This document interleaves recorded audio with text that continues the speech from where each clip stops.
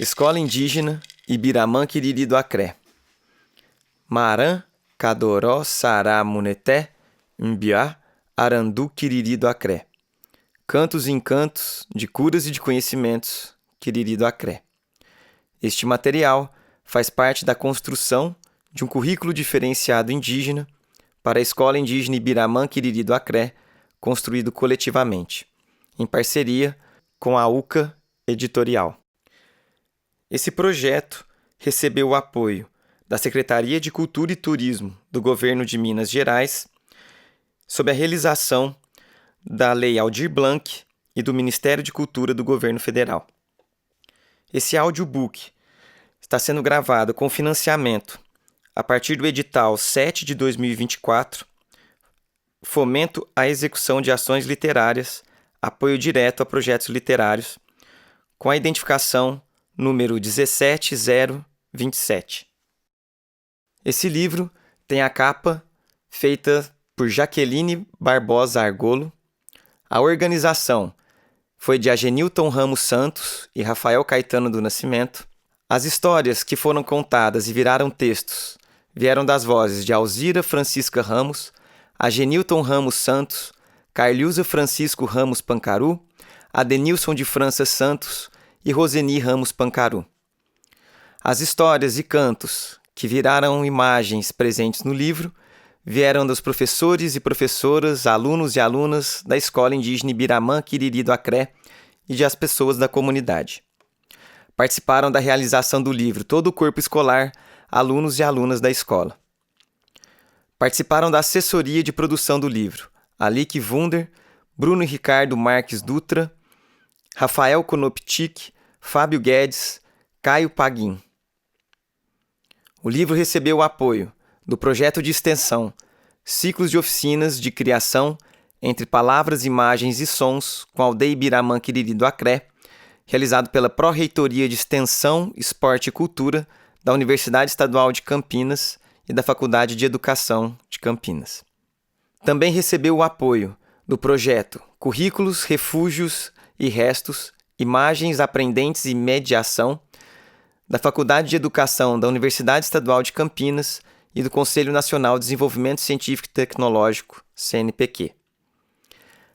A diagramação foi feita por Fernanda Cristina Marques Pestana, o projeto artístico realizado por Alique Wunder, Fernanda Cristina Martins Pestana e Rafael Caetano do Nascimento. A revisão do livro foi feita por Andréia Desidério da Silva. O verdadeiro sábio é aquele que escuta calado. Pajé Joanã. Sumário. Capítulo 1. Chamamento 1, página 9. Capítulo 2. Chamamento 2, página 19. Capítulo 3. Saberes de Cantos, Toantes, página 29. Histórias de Cantos, 41. Canto da Cauã, página 42. Maracá, página 47. Capítulo 4. Saberes das Águas, Saberes de Rio, página 53. Memórias dos Tempos de Rio São Francisco, página 60. Ensinamentos dos Tempos de Rio Verde, página 67. Capítulo 5. Saberes da Jurema, página 73. A Ciência da Jurema, página 81. A Jurema Sagrada, página 85. A Ciência do Paú, página 88. Capítulo 6. Histórias de Cura, página 95. Palavras de Roseni, página 96. Palavras de Adenilson, página 99. Palavras de Carliusa, página 101. Palavras de Agenilton, Pajé Joanã, página 103.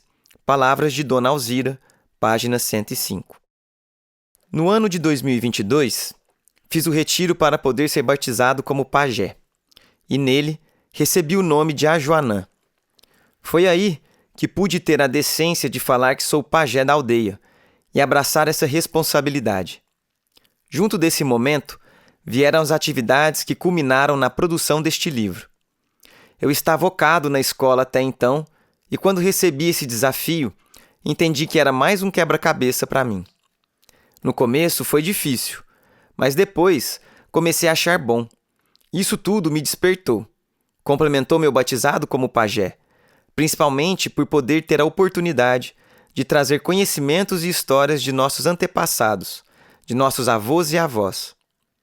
Para nós, é importante, porque ajuda a manter nossa cultura e nossos rituais. Por isso, digo que esse livro foi uma ampliação de saberes, pois ele reviveu, clareou e fortaleceu uma coisa que a gente já tinha. Cada um tem sua ciência, e eu também tenho a minha. Quando na visita ao Museu das Culturas Indígenas, a fala de Timóteo Verá Popiguá, liderança Guarani, me trouxe mais ensinamento e confirmou um conhecimento nosso aqui da aldeia. É o nome que dá o ânimo de vida. É o nome da pessoa que chama aquele espírito, chama a capacidade dele de fazer algo. É como o meu nome, a Joanã, que me permite ajudar as pessoas ao me dar força de cura, de proteção e de conselheiro. Focar nesse livro, que está falando de nossa cultura, me relembrou para que o que é que eu tenho que fazer e o que é que eu posso fazer. Como o livro veio logo depois de minha apuração como pajé, pude aprimorar o que eu vinha fazendo, conseguindo mais confiança e liberdade na hora de passar banhos e rezas, na hora de dar um conselho e afirmar com certeza de que aquilo venha a dar certo.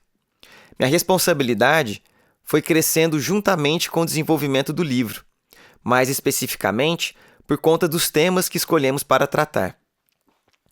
Eles me despertaram para minha responsabilidade na aldeia. Por meio dele, fui descobrir mais a respeito dos cantos e das águas, de seus mestres e do poder de cura que ela tem, do poder de dar a vida e fazer descarrego da pessoa.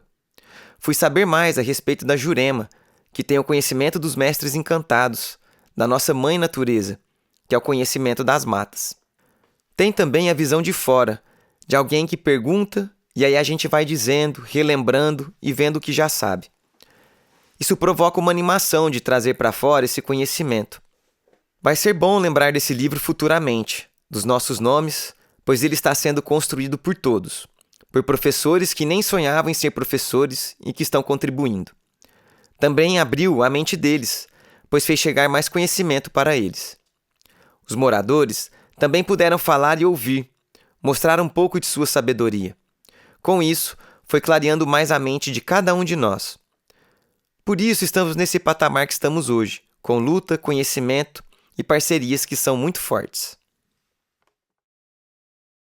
A palavra-chave, que agora eu também costumo falar, é que nós somos a continuidade dos antepassados que morreram para a gente estar aqui hoje. A gente está aqui para cuidar da Mãe Natureza, que é onde nossos antepassados viviam. Eles viviam na convivência da mata, e por isso sabemos que conhecer as ervas hoje é conhecer também as ervas do passado. Na verdade, nossos antepassados nunca vão se esquecer do que sabem. A matéria-prima que vai servir para o remédio hoje veio desde antes. Quem ensinou? Os indígenas, os mais velhos que já morreram por nós. E essa sabedoria a gente tem que lembrar e reconhecer. É para eles e por eles que a gente luta. É para eles que a gente vive hoje. Queremos manter a aldeia para eles. É uma luta que eles começaram e nós não vamos desistir. Costumo falar que temos que agradecer a Deus e aos nossos mestres encantados. Meu avô deu a vida pelos filhos. Meu pai deu a vida por mim. E eu dou a minha pelos meus filhos. A história desse livro hoje vai servir para isso, para manter viva a nossa ancestralidade, para manter viva a história e o conhecimento de quem já passou, um conhecimento querido do Acré, principalmente das matas e da Mãe Natureza, que é de onde a gente tira a nossa sabedoria de hoje. Nós sabemos que onde há cidade antigamente era mata, e que se da cidade saírem as pessoas, a mata entra de novo. A mata surge de onde resta um pedacinho de chão. Ela começa a enraizar e as galhas crescem novamente. É assim, aqui se faz e aqui se paga. Aqui você planta e colhe. Se eu desmatar, faço mal à Mãe Natureza. E lá na frente, vou ficar sem ar para respirar. Vou ficar sem vida. É uma coisa que muitos políticos e fazendeiros não veem. Com o decorrer do tempo, a chuva passa seus limites, o frio passa seus limites, o calor passa seus limites. Nos perguntamos, por quê? Será que não é porque, desde há muito tempo até os dias de hoje, acontece o desmatamento das florestas, principalmente da Amazônia, aí é que vem as doenças. Estamos com a imunidade baixa por não cuidar da mãe natureza direito. O lixo é jogado onde não se deve. Desmatam, fazem roças só para vender, pensando no dinheiro. São coisas que estou aprendendo e que envolvem tanto o conhecimento da nossa cultura, tanto da mãe natureza, quanto do conhecimento do homem branco, da sua intenção, não só no Brasil, mas aqui na Terra. O homem branco não pensa no futuro, só pensa no bolso. E é aí que a recompensa vai ser ruim. Essa união de saber entender a mãe natureza, que se a gente não cuidar dela, a gente vai sofrer, com o fato de que o homem branco não pensa nisso, essa união de ir para a cidade, de passar os conhecimentos indígenas para o não indígena, é aí que o povo vai começar a saber para que é que servem os indígenas. Eles vão entender que é a gente quem cuida da mãe natureza. Nós indígenas estamos aqui apoiando esse cuidado. Cuidamos, por exemplo, das ervas medicinais, que inclusive servem de remédio para o homem branco. Vieram pessoas aqui na aldeia para saber de nossas rezas e de nossas ervas, porque foram vendo nossas palestras, nossos conhecimentos. Toda vez que vamos fazer alguma palestra, explicamos o que praticamos e os cuidados que temos com a mãe natureza, com os alimentos e as ervas medicinais. Estamos cuidando também do próprio líquido que a gente consome, a água, o chá, o sumo do remédio. Eu acredito muito no sonho, e eu estava sonhando essas coisas, que as pessoas que eu ajudasse viriam até mim agradecer e trazer mais gente para ser curada. Antes do livro, eu estava com esse pensamento, que nossos conhecimentos de cura poderiam ajudar os indígenas e os não indígenas. O conhecimento do pajé é para os seus indígenas, mas veio uma coisa ultrapassada a mais, que é ajudar os não indígenas. Para as pessoas que vêm pegar informação com a gente, pedimos a valorização em troca. Se eu recebi a cura, vou ali na pessoa que me curou e vou fazer algo em troca. Nosso bem é esse, fazer o bem para recolher o bem. E o bem que eu vou colher na frente é a saúde, o respeito, é essa troca que estamos fazendo. Uma coisa nossa dos Quiriri do Acré é ter essa união, essa amizade e transmitir o bem. As pessoas olham os Quiriri do Acré com um olhar diferente. Podem até ter um pensamento ruim dos indígenas a princípio, mas a gente chega e muda o olhar das pessoas. Se elas estavam com medo de chegar perto, depois de um toré, querem vir conhecer a aldeia. Isso acontece porque vamos crescendo, aprendendo a falar e transmitir nossos conhecimentos. Essa união de nosso saber das matas com o homem branco é passar o conhecimento para que possam ver os indígenas de uma forma diferente.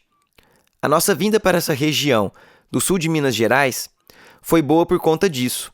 Nossas visitas e apresentações, nossas palestras e conhecimentos abriram a mente das pessoas da região.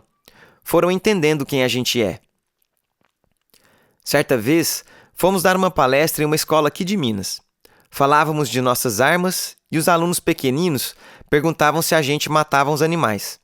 Eu disse que não, que a zarabatana e a lança não são usadas para matar, e sim que são usadas para enfeite, para a decoração de sala, para brincar e praticar esportes. Imagina uma criança pequena com esse pensamento. Tem que explicar de uma maneira que entendam e tomar cuidado para não passar um conhecimento errado para elas a respeito da gente. Temos de ensinar que o indígena não mata, mas sim que cuida da mãe natureza. Ao mesmo tempo, também é necessário abrir a visão dos professores de que os indígenas não fazem mal para a caça, não fazem mal para a mãe natureza. Isso que a gente tenta ensinar, seja para a criança, seja para o adulto. Uma coisa que nós colocamos logo no começo para a gente é: não faça o errado para você não colher o errado. Nós fazemos por onde e queremos respeito ali na frente.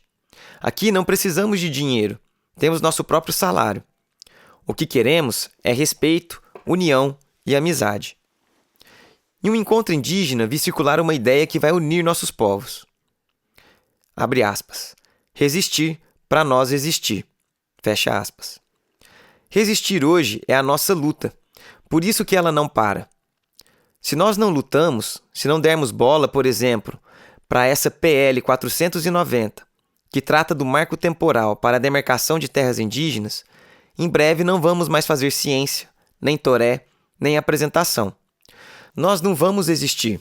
Então a gente tem que ter o reconhecimento de estar aqui lutando, de lembrar e reverenciar nossos mestres encantados por terem dado tudo isso para nós, de fortalecer nossas ervas medicinais para podermos existir lá na frente. Senão, vai acabar, que foi o que aconteceu há um tempo atrás, quando o homem branco chegou aqui. Ele foi tomando nossa cultura, nossa linguagem, nosso território. Se nossos antepassados, avós e avós, que brigavam sempre e sempre lutaram para manter nossa tradição, se não estivessem fazendo isso sempre, não estaríamos aqui hoje. Seríamos um não índio, que é isso que o homem branco quer. Quer que a gente tenha a mesma cultura deles, mas nós não queremos isso. Queremos nosso território e nossa liberdade. Queremos o direito de plantar e colher, de irmos na casa de nossos parentes com tranquilidade. E isso é a maior importância de nosso território. Por isso, resistir para nós existir. Se não lutarmos hoje, nosso futuro não se sabe. A importância desse livro para nós é essa: ter o conhecimento de hoje, saber de todo mundo que participou dessa construção do livro, para lá na frente, quando nossos filhos e visitantes que vierem aqui, saber decifrar o que já aconteceu. Antigamente, o pajé, junto com a escola e a comunidade, fizeram isso para conseguir manter a língua, a cultura, o ritual da ciência, manter a aldeia e não deixar ela acabar, manter a organização, que é de onde saem as definições da aldeia. Nossa organização é tudo. E é isso que esse livro vai mostrar na frente. Nossa luta de hoje e também a luta dos nossos antepassados para não deixar morrer nossa cultura, nosso ritual, de saber fazer um canto indígena, de saber fazer um ritual do toré, de fazer uma palestra e falar do respeito que precisamos ter com a Mãe Natureza. Hoje nós plantamos, amanhã nós colhemos o fruto. E eu estou falando aqui porque os mestres encantados estão assoprando. São eles que me dão a palavra certa, na hora certa. Capítulo 2, Chamamento 2. Esse livro surgiu como uma proposta das professoras e professores da Escola Estadual Indígena Ibiramã-Quiriri do Acré, a partir das ações dos ciclos de oficinas de criação entre palavras, imagens e sons com a aldeia Ibiramã-Quiriri do Acré, projeto de extensão da Universidade Estadual de Campinas, junto à aldeia. Este projeto foi desenvolvido com apoio da Pró-Reitoria de Extensão, Esporte e Cultura da Unicamp, dentro do terceiro edital de apoio a projetos de extensão, PROEC-PECS 2021, e teve como objetivo geral apoiar a Escola Estadual Indígena Ibiramã-Quiriri do Acré com o desenvolvimento de atividades artísticas, culturais e educativas. A supervisão do projeto foi da professora doutora Alique Wunder, da Faculdade de Educação da Unicamp, e a realização de Rafael Caetano do Nascimento, doutorando do Programa de Pós-Graduação da referida faculdade. O ponto de partida foram as narrativas e saberes do povo Quiriri do Acré, que valorizassem e oportunizassem processos de criação envolvendo diferentes linguagens, como desenho, fotografia e colagem, que contribuíssem com a visibilidade e respeito da comunidade Quiriri do Acré, bem como de suas expressões estéticas e saberes, que fortalecesse ações da Escola Estadual Indígena Ibiramã-Quiriri do Acré na formação das professoras e professores com a criação de materiais didáticos e ações educativas que envolvessem suas linguagens visuais e escritas. A construção das propostas dos ciclos de oficinas aconteceu em formato de encontro entre os saberes e escutas do povo Quiriri e os saberes e escutas do povo da Unicamp. Acordamos que cada ciclo acontecesse durante 2 disciplinas do currículo diferenciado: Cultura e Religiosidade, Artes e Tecnologias, e que também fosse aberta a participação de outras pessoas da aldeia que se interessassem pela proposta. Portanto, o público-alvo desenhou-se como sendo alunas, alunos, professoras, professores, bem como demais pessoas da comunidade que se propusessem a estar presente em um ou mais encontros. Elaboramos também 4 propostas de oficinas, a saber: Ciclo 1, Saberes ditoantes. Ciclo 2, Saberes de Rio. Ciclo 3, Saberes da Jurema. Ciclo 4, Saberes de Grafismos. Cada ciclo de oficinas teve duração de 8 horas, divididos em 2 encontros de 4 horas cada, e estes aconteceram entre agosto e dezembro de 2022, sendo finalizado no início de dezembro do mesmo ano, com uma avaliação junto à comunidade em um momento de reunião escolar. O ciclo 1, Saberes Ditoantes, aconteceu nos dias 12 e 19 de agosto de 2022, no período da manhã. Nesse primeiro ciclo, propomos trabalhar com desenhos de cantos, uma prática inspirada no trabalho Macu, Cantos de Imagens, do coletivo Macu, movimento de artistas Runicuim. No dia 12, ouvimos o toante, Meu Papagaio Amarelo, o qual foi escolhido para ser o primeiro canto a ser desenhado. No encontro do dia 19, escutamos ao toante Na Mata Eu Vi Brilhar, e em seguida realizamos os desenhos. Esteve presente toda a comunidade escolar e também moradores da aldeia. Os toantes podem ser acessados pelo canal Quiriri do Acré no YouTube.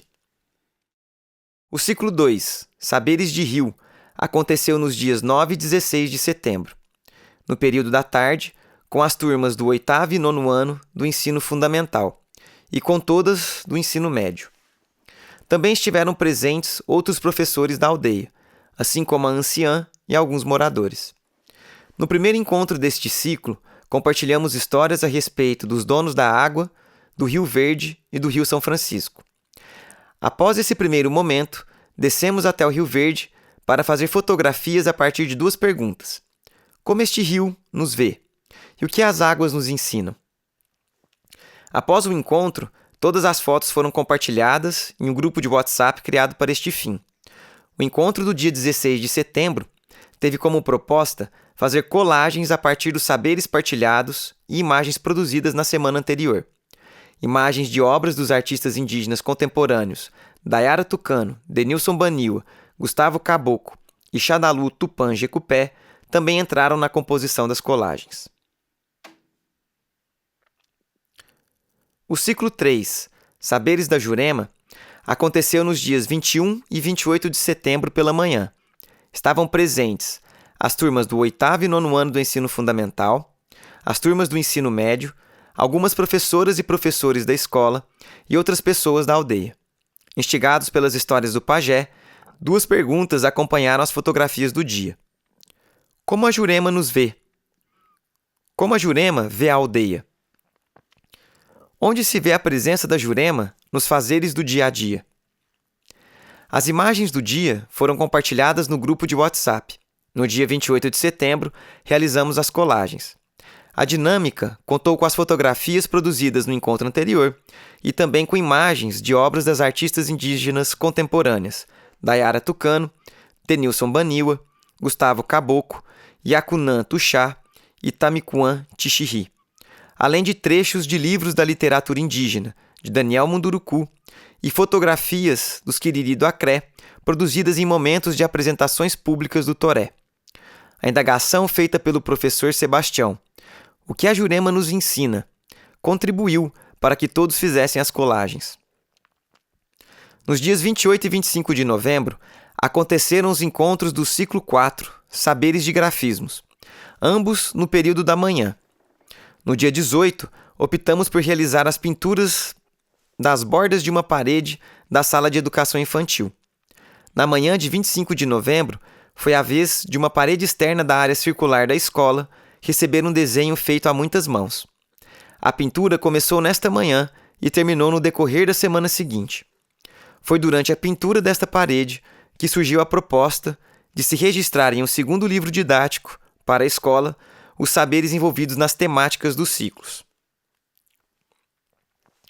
No dia 22 de outubro, realizamos uma visita ao Museu das Culturas Indígenas na cidade de São Paulo.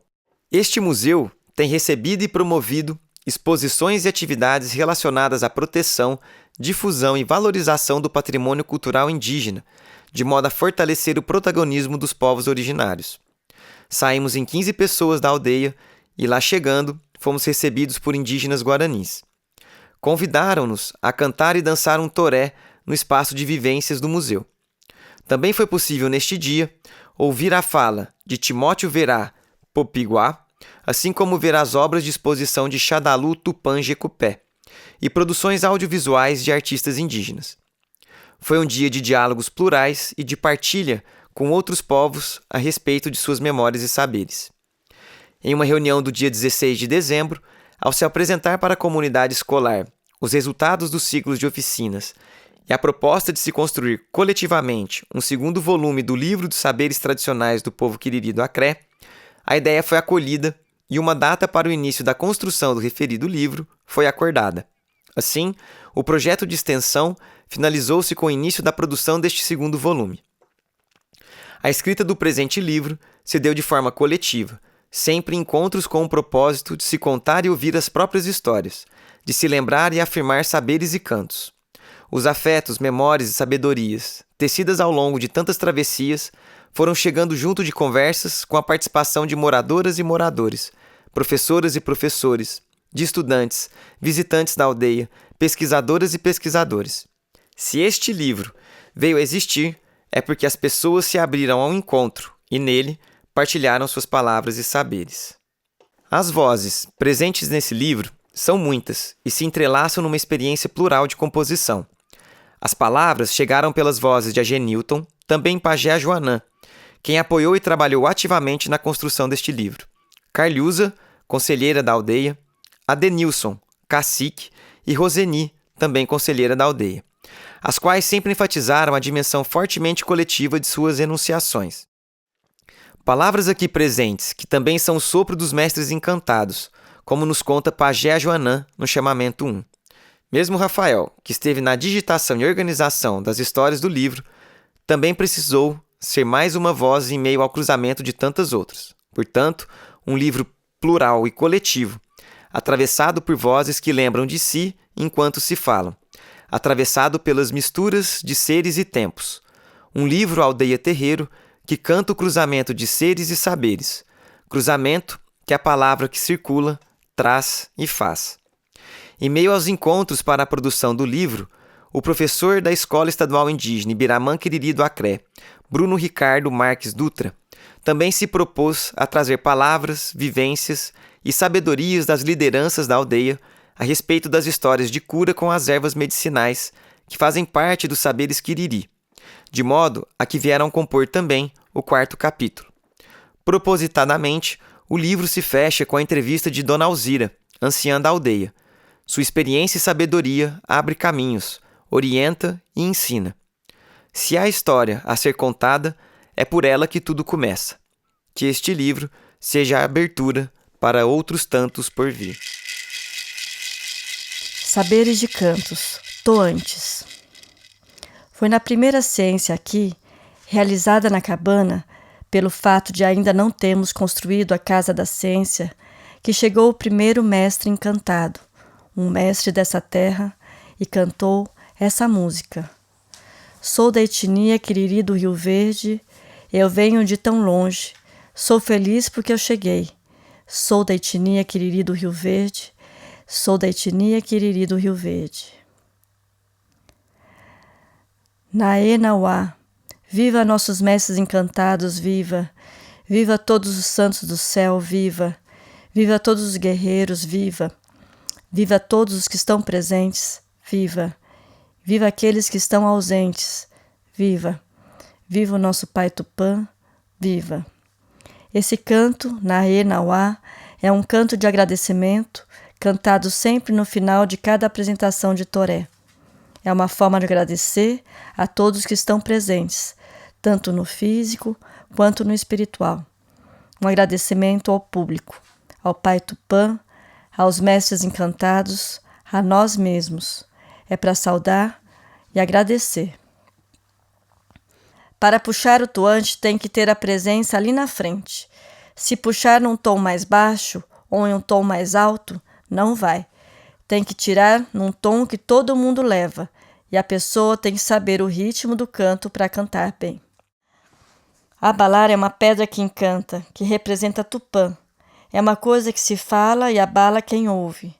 Nós cantamos aqui e as pessoas arrepiam. Abalar significa isso. Essa fé de pôr essa luz para abalar a pessoa e mostrar mais conhecimento. Quando fala de uma pedra que abalou no mato, para nós, isso representa nosso pai Tupã. Quando se canta, abalei e vou tornar a abalar, significa que eu vou fazer o que Tupã quer. Se eu fizer uma coisa boa que ele quer, vou ficar mais forte para transmitir mais coisas que ele quer passar. E a parte em que se fala, sou eu índio, caboclo índio, e vim das matas para trabalhar, significa que é o caboclo, dizendo que veio para passar seus ensinamentos. O canto na mata eu vi brilhar, no caso, é uma estrela que aparece para mostrar nossos caminhos, nosso conhecimento, ou seja, é nosso pai Tupã. Na mata eu vi brilhar, na mata eu vi brilhar, a estrela que nos guia, oh, valei-me meu pai Tupã e a Virgem Mãe Maria. Quando eu, Agenilton, era criança, brincava de toré, assim como as crianças da aldeia, e Biramã também brincam de toré na escola atualmente. Mas elas cantam qualquer canto por não ter ainda uma reflexão a respeito do que pode e o que não pode cantar. Por isso virou costume a gente levá-las para a ciência, pois assim podem ir aprendendo e tendo conhecimento do que se pode falar dentro e fora dela. Tem cantos que abalam mesmo, e quando cantados, chamam a proteção. A diferença dos cantos, de onde e quando podem ou não ser cantados, é uma questão que também explicamos para os alunos de fora da aldeia. Se um canto mais forte for feito em uma apresentação, alguém pode se manifestar. Os mestres encantados têm toda a autorização de vir, dar um aviso e às vezes precisam vir dizer: não faça isso ou aquilo. Levar para o hospital nesse momento pode ser um equívoco porque é coisa da ciência. A medicina não indígena pode chegar e dar alguma reação ruim e afetar o coração, uma vez que era uma coisa espiritual da aldeia. Por isso, tem cantos que não podem ser feitos a todo e qualquer momento.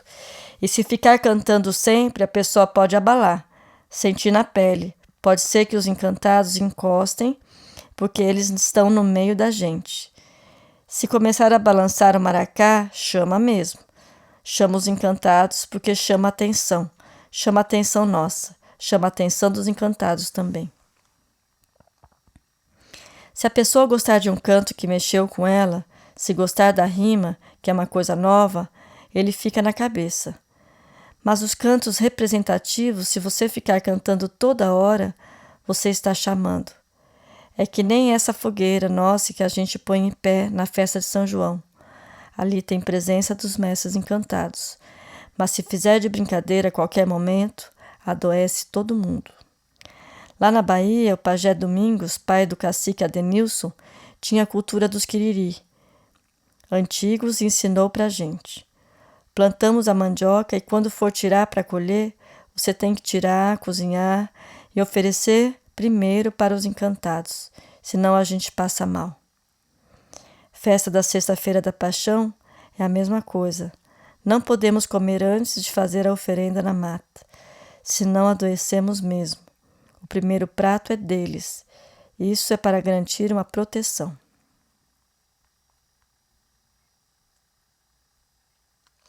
Histórias de cantos. Nós somos índios, somos guerreiros. O importante é que nós é brasileiro. Vivo na mata, no meu reinado, com proteção dos mestres encantados. Este canto abriu portas para nós da aldeia Ibiramã Quiriri do Acré. Desde a chegada nas terras do Rio Verde, esse canto tem uma grande importância. Podemos dizer que foi um divisor de águas. Sempre cantamos em apresentações. Se tornou marcante no dia 30 de outubro de 2018, na cidade administrativa de Belo Horizonte. Estávamos reunidos com os secretários do governo em busca de um acordo para a permanência definitiva na terra do Rio Verde. Tudo parecia não estar indo bem até o momento em que o pajé Ajuanã, Agenilton, pediu a palavra e convidou os quiriri para cantar com ele. Então ele puxou: nós somos índios, somos guerreiros. Naquele instante todos se levantaram, soltando os medos, unidos. A voz chamou forte, o chão de madeira estremeceu. A partir desse momento, as portas de fato se abriram e desde então não chegou mais reintegração de posse. A negociação para a permanência deslanchou e hoje, 5 anos depois, nós vivemos em paz nessa terra pela qual tanto lutamos, a terra Ibiramã Quiriri do Acré, a terra da fartura. Esses dias eu estava em casa e percebi que a Cauã estava cantando muito. Ouvi o canto, peguei e juntei com o fato de que estavam acontecendo muitas coisas na aldeia. Eram avisos para mim, mas eu não sabia decifrar. Tinha gente sentindo as coisas, mas também não sabiam decifrar. Fui entendendo com a orientação dos mestres encantados e conversando com o pessoal. Tem até um canto novo que revela esse entendimento e orienta. Se chama Noite de Lua Cheia. Noite de lua cheia, em noite de lua cheia eu ouvi a Acauã cantar. Fui perguntar para o pajé, que é o sábio da aldeia. Ei, reina, reina, reina, reina, renauá. Reina, ou reina, rei, reina, ou reinauá. Quando a Acauã canta, um guerreiro teve aviso. A Acauã cantou, vem um índio e me pergunta: Pajé, eu tive um sonho. Vou comparar com o canto da Acauã, com o sonho da pessoa e dizer se é bom ou ruim. A Acauã tem 4 tipos de canto: alegre, de choro, de despedida e de saudade. É um tipo de alerta. Os pássaros ensinam os cantos. É igual a um que estou fazendo agora que diz: Ô Uirará. Enquanto ia para a cidade, pensei em fazer um canto em cima desse Uirará. Vou juntando alguns nomes. Olha o cantar das araras, olha o cantar dos passarinhos, olha o cantar dos meus guerreiros, ou Uirará. Ainda está em construção. O passarinho canta, as araras cantam e nós cantamos também. Esse é o significado desse canto. Tem que fazer uma representação disso, das araras, dos passarinhos, dos guerreiros. Aprendemos com os passarinhos e com as araras a cantar e usamos o maracá para dar o tom. Meu papagaio amarelo, ai como vem tão bonitinho, saltando em galho,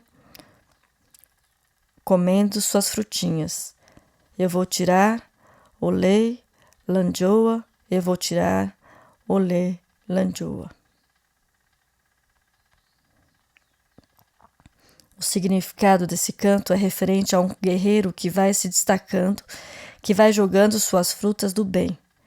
Esse guerreiro é um cacique. As frutas são meus projetos políticos para os guerreiros da aldeia. Mas pode ser o pajé, um rezador, uma anciã, uma conselheira que vai jogando suas frutinhas para no futuro colher bem. Hoje a gente já jogou nossas frutas. Corremos atrás da escola, de saúde, de energia, da terra, para a gente ter o conforto que a gente está tendo hoje. As parcerias com o prefeito, deputado, conhecimento com as faculdades. Tudo isso, essas parcerias, permitem que a gente colha hoje nossas frutas. O papagaio é esse guerreiro que, de tanto jogar, vai colher seu bem. O olei, lanjoa, é comemorar com o toré, com o ritual do toré. Tudo que a gente consegue, a gente comemora com o toré para agradecer a Deus e nossos mestres encantados. O papagaio também é um pássaro silvestre bem cativo. Você ensina para ele e ele aprende. Quanto mais você fala para ele, ele vai aprendendo. É sabido o papagaio. Esse guerreiro é alguém que vem se destacando. Ele vai se dando bem com o povo, buscando benefícios. O cacique é isso. É diferente do pajé. Ele vai se destacando no desenvolvimento da cultura. Minha função como pajé, ali concentrado, é representar as coisas que estão acontecendo aqui na aldeia. Nas apresentações, quero representar meus guerreiros, sem nunca me esquecer deles. No próprio canto, Noite de Lua Cheia, que fala da Acauã, se refere ao conhecimento do pajé e também ao conhecimento dos guerreiros. O guerreiro sonha, traz o alerta e eu ajudo a decifrar. O que você está vendo? que você está sonhando? Fui pegando essas informações, peguei na cabeça. Todo dia, às 6 horas da tarde, eu escutava a Cauã. Percebi então que era um canto de aviso e precisava me atentar. Foi quando começamos a fazer banhos, pedir proteção para o anjo da guarda de cada um. Pedimos desculpas e reforço espiritual. Assim fomos andando para manter a união e a estabilidade. No final de 2022, recebemos outro alerta e ouvi a Cauã cantar. Foi então que a gente se reuniu. Chamou os mestres encantados, chamou os mestres da Umbanda e eles nos avisaram também. Queriam dar o recado para tomarmos cuidado com as casas que estavam quase para cair, pois viria um período de muita chuva. Depois desse aviso, derrubamos a casa da Roseni, pois corria perigo de desabar. Um aviso que orientou nossos cuidados, de modo a gente acreditar mais e fortalecer nossa fé, nossos mestres encantados. Maracá. Cada um na aldeia tem o seu maracá, e se for cantar os cantos indígenas, sem ele, não serve. O maracá concentra e traz a força. Com ele a gente saúda os mestres encantados. O papai Tupã e o público. Balança o maracá e você consegue se identificar ali. Serve para momentos de cura, para chamar os encantados e também para dar ritmo aos nossos cantos. Na aldeia Quiriri, antigamente, a avó, mãe da lua, que é um pássaro que só canta à noite, carregava com suas unhas o espírito da criança. O pajé fazia um trabalho na mata, junto com seu maracá, para chamar aquele espírito de volta. Meu maracazinho, vamos trabalhar.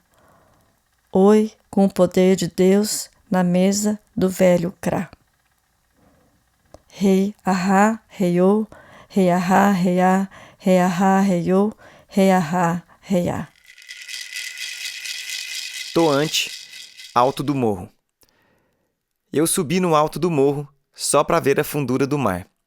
Canta índio, canta índia, e a sereia canta no mar. A reina rô, a reina rô, a reina rô. Esse nome, Acré, vem da língua tupi-guarani e significa Rio Verde. Nós moramos no bairro Rio Verde e, para representar esse lugar, procuramos um modo de simbolizá-lo.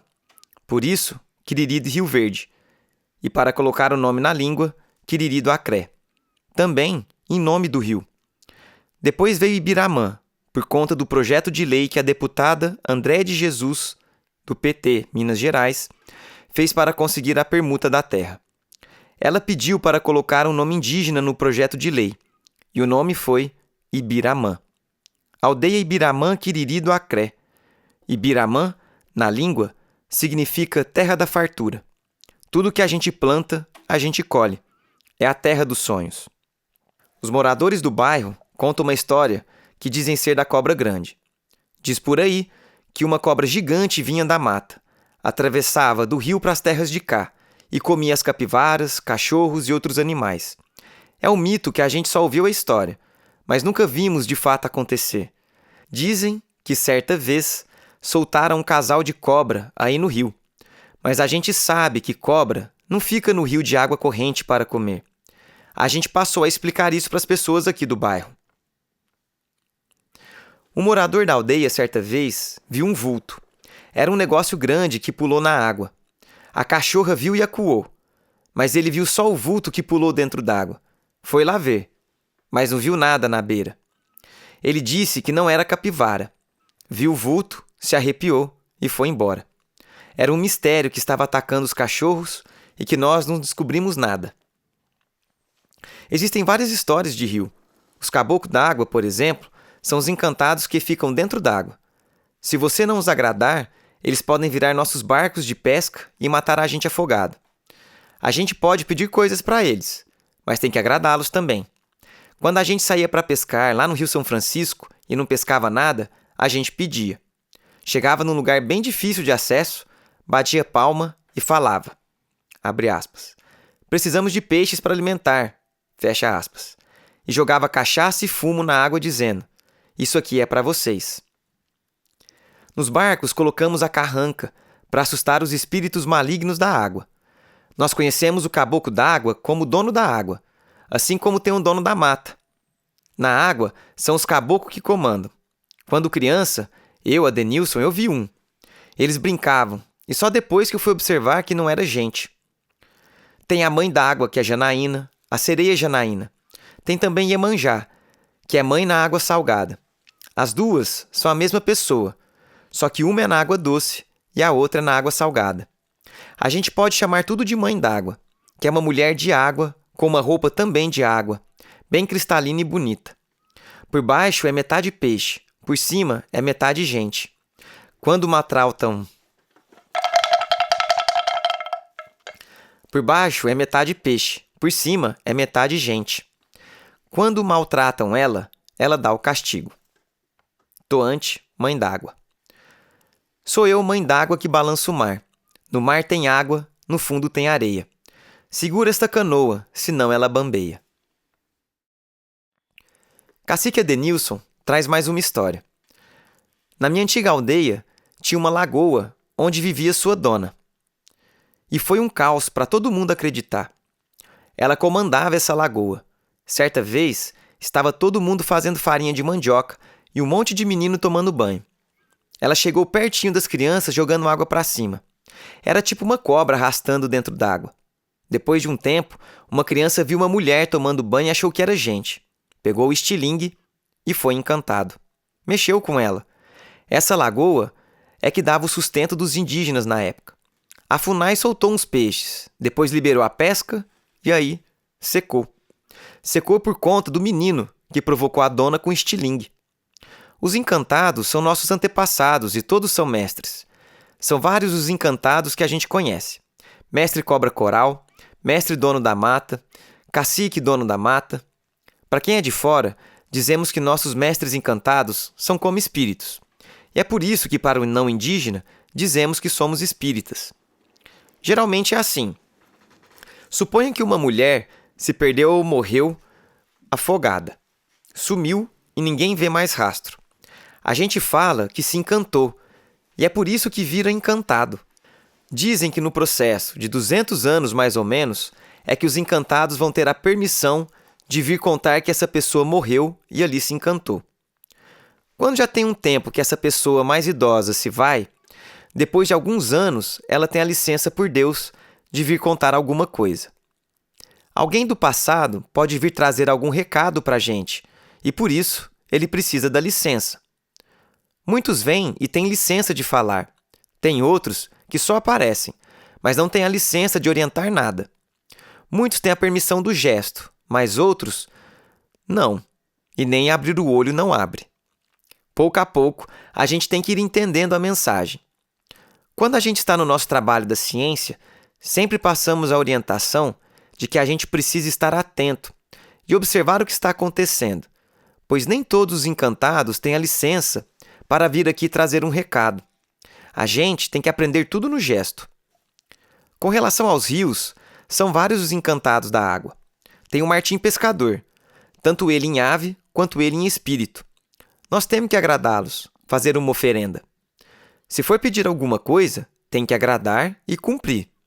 Até a reza, para ser válida, tem que dar nem que seja um ovo em troca. Se der certo, tem que ir agradecer com certeza. Você crê na reza, teve fé? Então tem que agradecer. Na parte espiritual das águas, tem que fazer as oferendas. Peixes, flores, perfumes, cigarros, cachaça, cerveja. Depende do que o encantado gosta. Para a mãe d'água, é perfume, flores e sabonete. Para o Martim, é cigarro e cachaça. Para o Marujo, é cerveja, cigarro e peixe assado. O mês de fevereiro é o mês representativo das águas. E o dia 2 de fevereiro é dia de Iemanjá. Neste período, a gente pode fazer cantos representativos para ela, que são cantos de força para chamar Iemanjá. Se queremos chamá-la aqui, a gente canta até ela aparecer. Por isso dizemos, chamar na zuela, que é chamar no canto. Um dos cantos que podemos cantar é Mãe d'Água. Toante, Mãe d'Água. Mãe d'Água dos cabelos longos, ô Janaína, filha da pedra do ouro. Eu vi uma moça na beira d'água, Solte os cabelos de Anaína e caia n'água. Caia n'água para me ajudar. Solte os cabelos de Anaína e caia n'água. Tem também a chuva, mas ela é um fenômeno da mãe natureza. Não se relaciona com a mãe d'água. A mesma coisa é o arco-íris, que surge pela água, mas é um fenômeno da natureza. Também é assim com a abelha, que é um fenômeno que faz fluir a própria natureza. Dizemos que a água é a mãe de todos e ela cura. A gente ganha saúde quando se toma um banho de rio às 6 horas da manhã. Dar um mergulho no rio limpa tudo e preserva sua pele com mais saúde. O banho de rio de manhã cedo te deixa mais disposto a praticar outras coisas, pois o que é de ruim sai do corpo.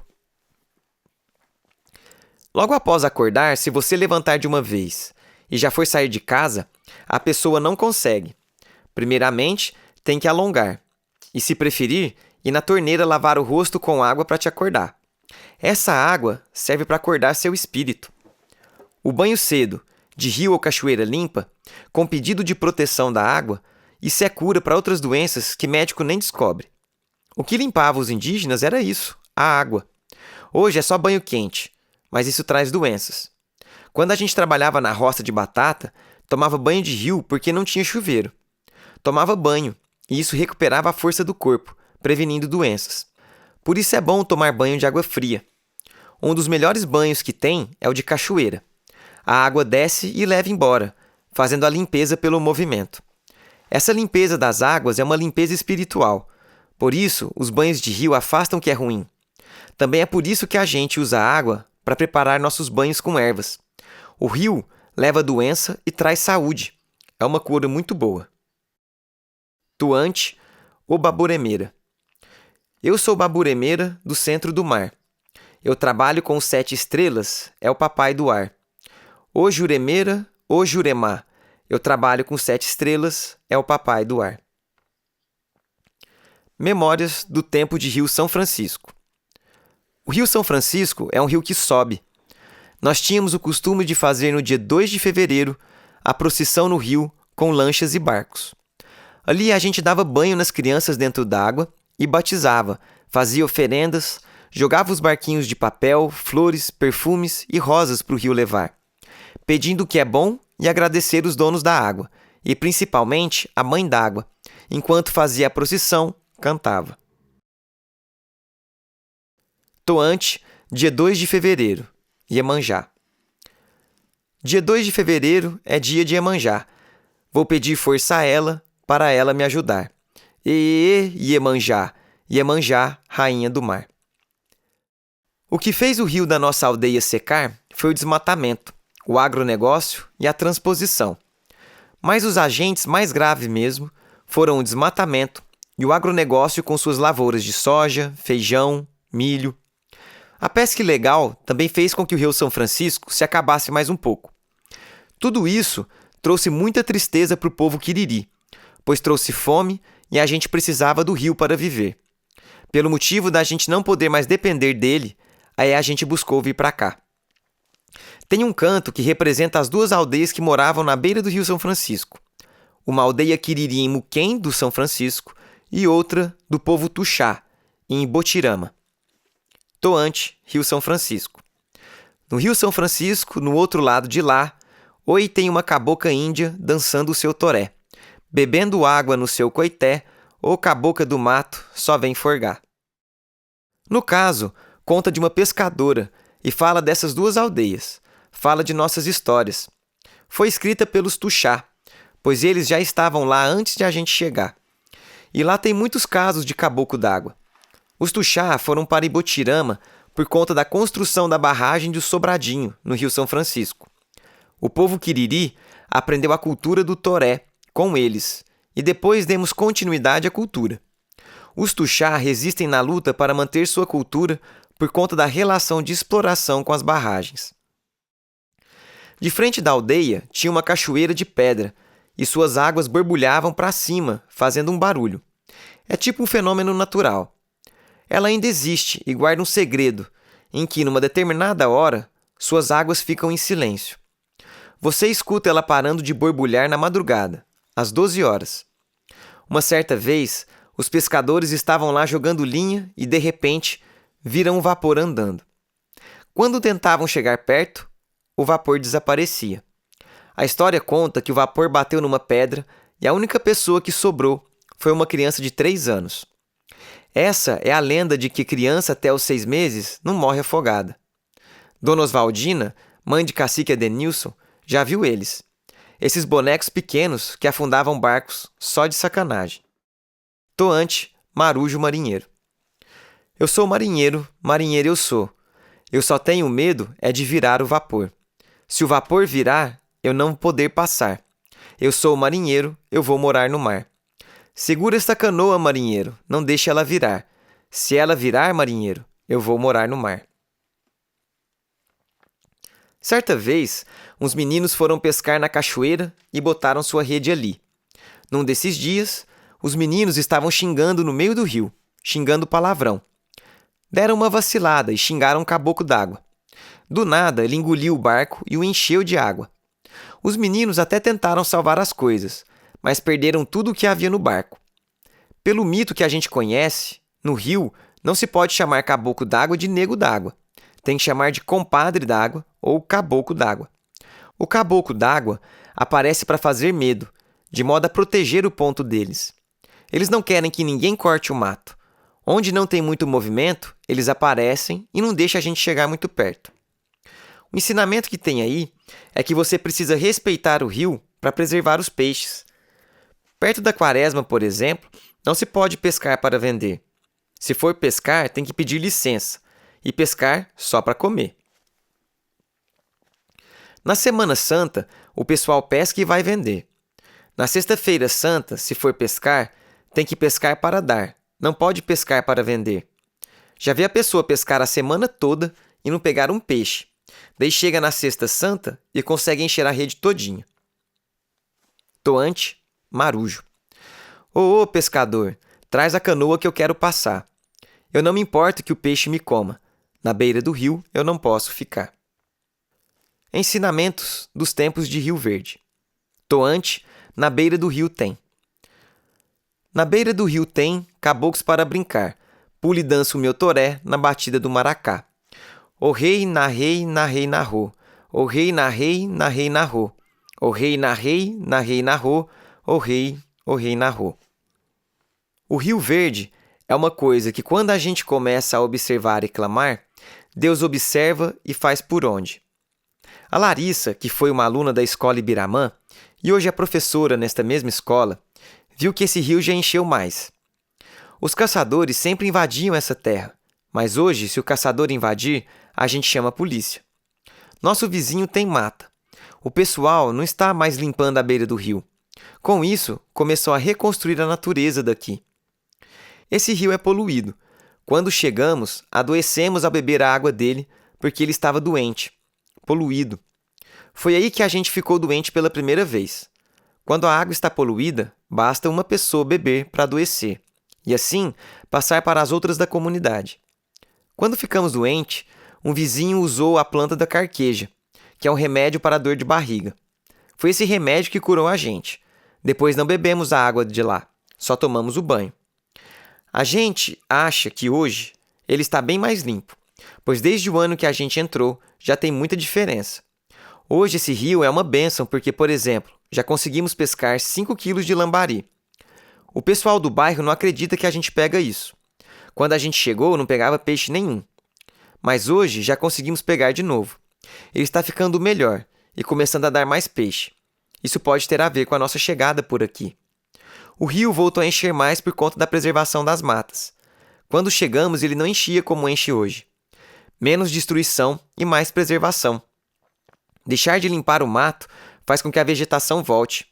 No nosso entender, foi depois que a gente chegou e que se criou a Aliança em Prol da Pedra Branca, a APA da Pedra Branca, que o pessoal começou a ter medo de destruir a natureza.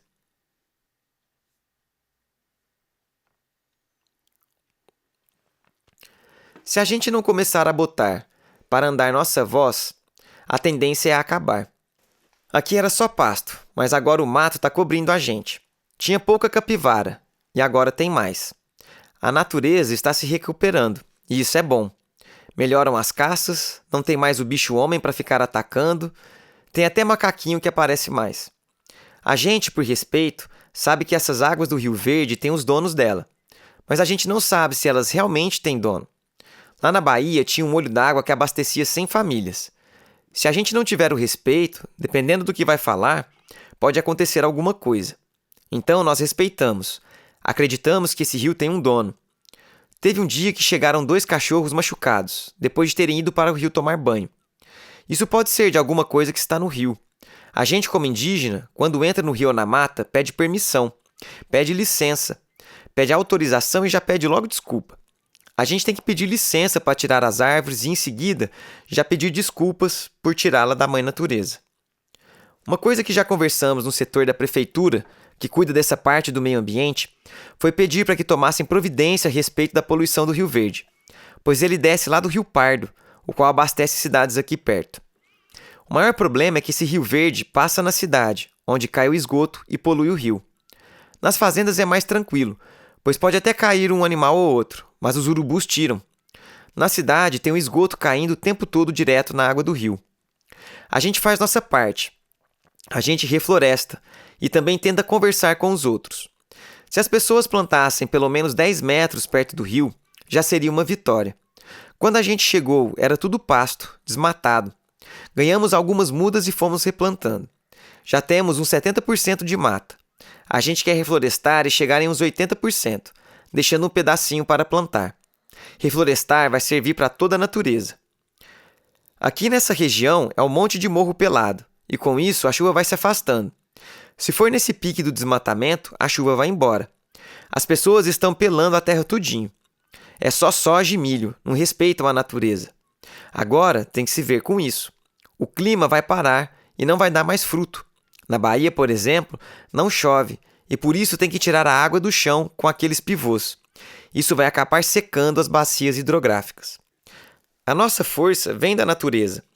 Na mata tem tudo o que a gente precisa. Dela recebemos nossas forças, nossas orientações. Dela tiramos nossos rituais, nossas ervas medicinais, nossa cura espiritual e corporal. Se não fossem as matas, não teria o ritual do pajé e não teria ciência. A mãe natureza é nosso lugar mesmo. A gente gosta de viver com ela. Nossa mata aqui é miudinha, por isso a gente quer crescê-la. Todo o conforto você tem dentro da mata. Ela é tudo para nós. É a casa dos nossos mestres encantados. Por isso a gente pensa, eu estou aqui, mas não estou sozinho. Com certeza tem alguém me protegendo. É uma coisa da natureza, em que tudo você tem proteção, mas com muito respeito também, pois ela tem seus donos. Se você fizer alguma coisa errada, não pedir licença ou pegar uma caça que não pode pegar, algo ruim pode acontecer. Já na cidade, você não está em paz. Tem pessoas que tomam o que você tem, não se dorme direito. Podemos até pretender seguir a cultura e o ritual, mas não tem como. Se na cidade você começar a praticar o toré, chamam a polícia. A cidade é perigosa. A gente não tem o direito de se sentir à vontade e ainda por cima se sente preso e desprotegido de tudo. Na cidade vão achar ruim se a gente cantar alto e praticar nosso ritual. Ali não se está seguro, é um medo que você tem. Aqui na aldeia a gente fica mais à vontade, não tem cerca dividindo casa, tem o local adequado para a ciência e para o toré, tem a saúde e a vivência com a mãe natureza. Se a gente mora no nosso território, a gente pode ter tudo. Quando a gente entra na aldeia, a gente se sente em casa e se sente seguro. A aldeia é para isso. A aldeia é para a gente se sentir em casa. Na beira do Rio Verde, a gente fez um ritual para uma pessoa ativista da cidade de Caldas. Uma pessoa que nos ajudou bastante no período da pandemia. Em troca do favor da ajuda, a gente permitiu que as cinzas fossem jogadas nas águas do rio que aqui corre.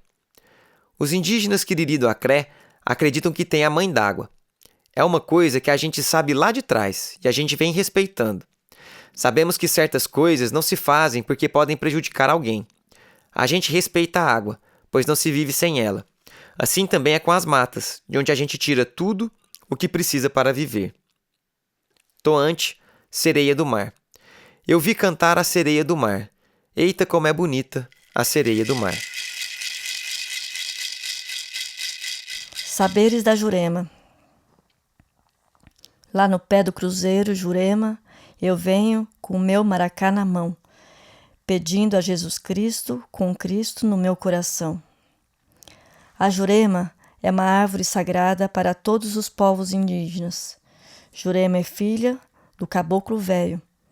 A gente conhece como sendo a árvore sagrada e usamos nos nossos rituais para cura, enfim, para tudo. Usamos suas raízes, suas folhas, suas flores, suas sementes. Tem também a Jurema em forma de encantado, que a gente conversa e conhece bastante. É um encantado que vem na nossa ciência, nos nossos rituais.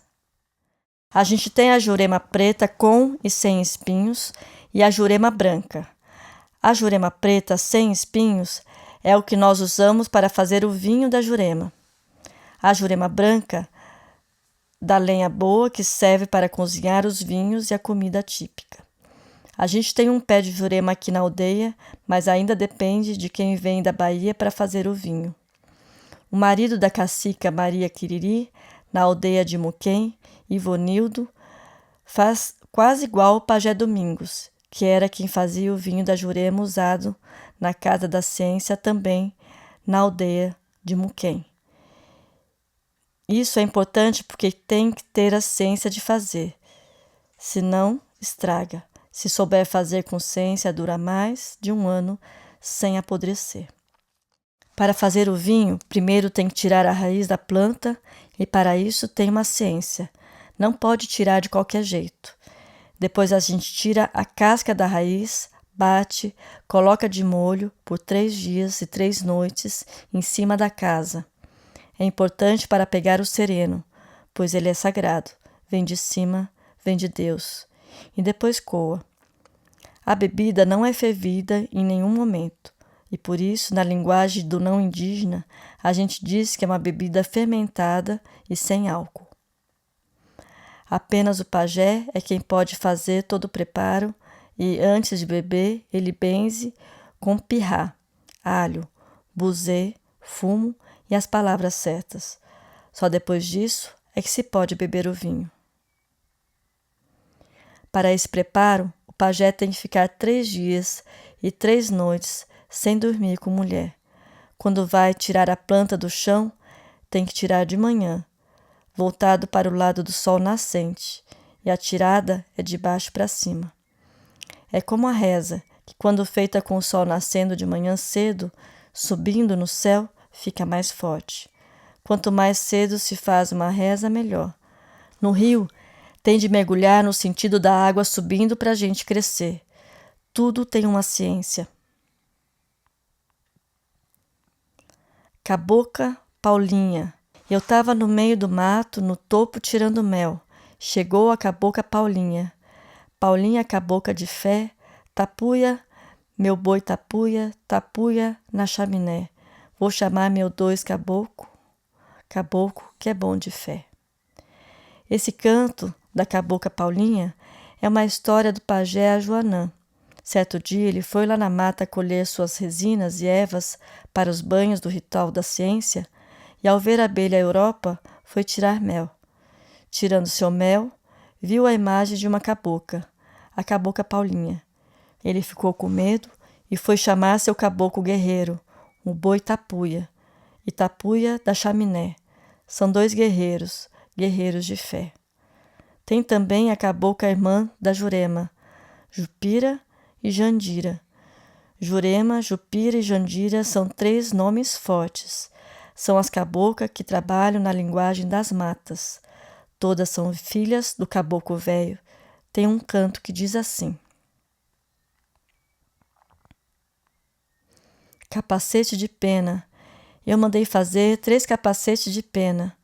Um para Jupira, a outra da Jandira e a outra é da Jurema. O caboclo da mata gosta de beber vinho da Jurema. É a bebida dele. Quando chega na ciência, primeiro tem que botar para ele. Tem outros vinhos que eles gostam de beber e que a gente pode beber também. Tem o vinho da mandioca, do milho e do maracujá. São bebidas fermentadas e que não têm álcool. Quando tem as festas de caboclo, que são combinadas junto com eles, ou então Quando eles pedem para poder se divertir, só tem Jurema para beber. É um dia de alegria, de levar as crianças para brincar. Nesse dia pode ter também a luá, que é uma bebida com frutas e rapadura. Vai toda a aldeia cantar, comer e fazer uma festividade para eles. A jurema é uma planta que serve para tudo e se usa tudo dela. Tanto que tem um canto da flor e da semente da jurema que se chama Minha Sementinha. Minha sementinha, minha sementinha, vamos nos embora para nossa aldeia, reina reia. Ô minhas flores brancas, reina rei. Ô minha sementinha, reina rei. Com a casca da raiz fazemos o vinho da jurema, da madeira da raiz, o paú. Com o bagaço da casca da raiz se faz o defumador, ou então se cozinha para preparar os banhos. Do tronco da árvore de jurema pode-se macerar a casca para uso tópico e banhos medicinais, fazer defumador, preparar o torrado com os seus pó, que serve como anti-inflamatório, cicatrizante e tonificante. Fazemos banhos tanto com as sementes quanto com as folhas, sendo que esta última também é usada para rezas e benzimentos. As sementes são usadas para a melhoria da pessoa que se embebedou com o vinho da jurema. Tem 2 cantos que falam a respeito disso.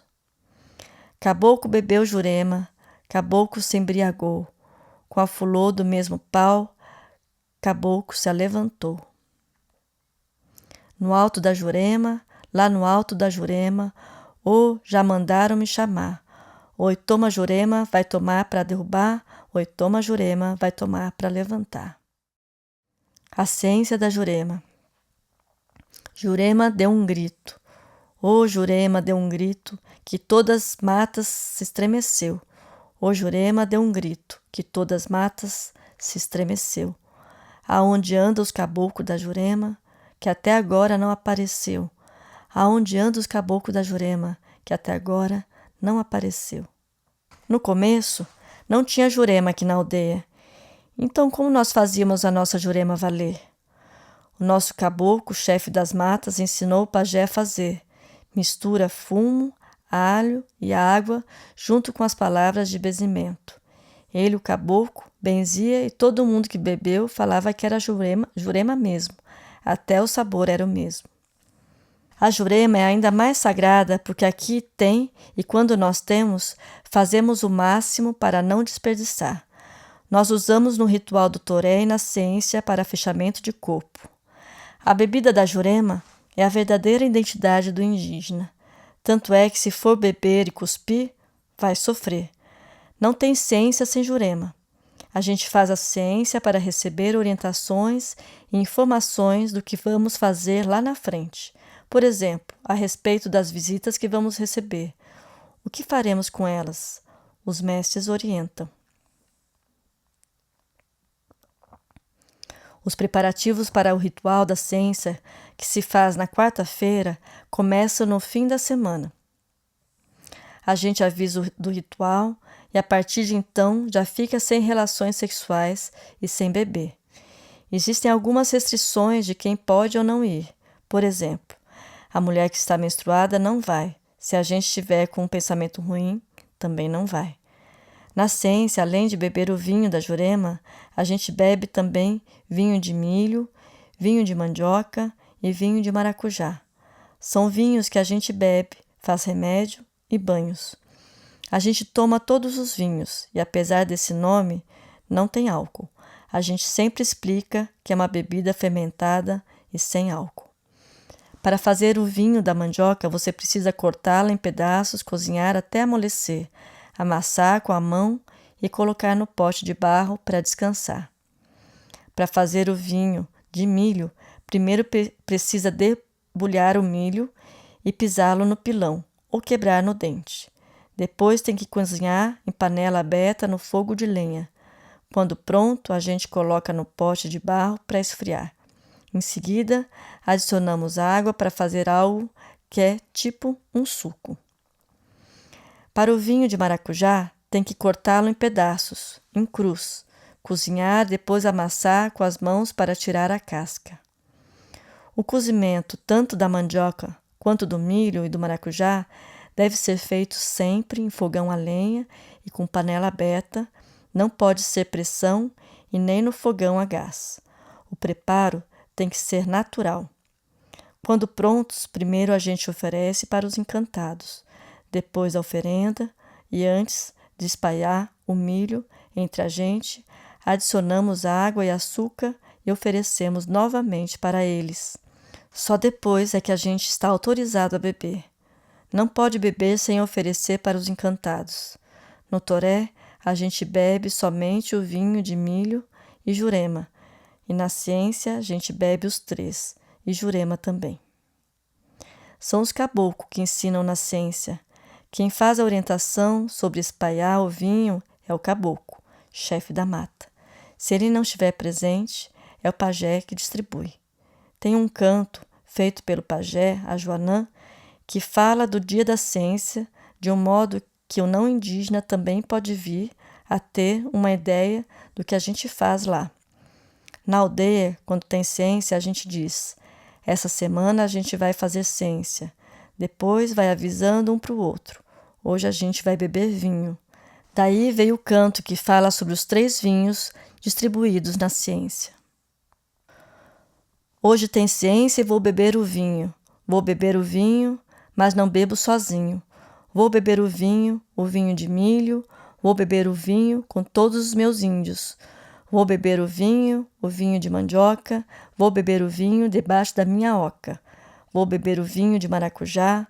Vou beber o vinho, depois vou trabalhar. Vou beber o vinho da jurema. Vou beber o vinho com os caboclos de pena. Esse canto foi batizado por todos para fazer na hora desse ritual. E essa sequência de espalhar os vinhos veio da aldeia mãe e até hoje nós seguimos.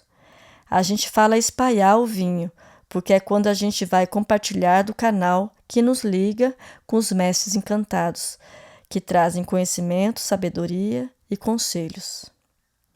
Fazer ciência na quarta-feira é da tradição mesmo. Aqui na aldeia Ibiramã, ela está sendo feita uma vez ao mês devido aos trabalhos que dá, mas geralmente se fazem 2. Todo dia que vai ter ciência é um dia especial. Depois, no sábado, tem o toré. Como aqui é muito frio, nós podemos fazer o toré mais cedo, às 16 horas. Quando tem ciência, nós temos um grupo de pessoas para fazer os vinhos, de milho, de mandioca e maracujá. Quando for na frente, leva as bebidas. O pajé é quem coloca nos potes, acende as velas e prepara a jurema para o sinal da cruz que se faz na testa dos indígenas presentes. Depois tem a abertura da ciência com os cantos.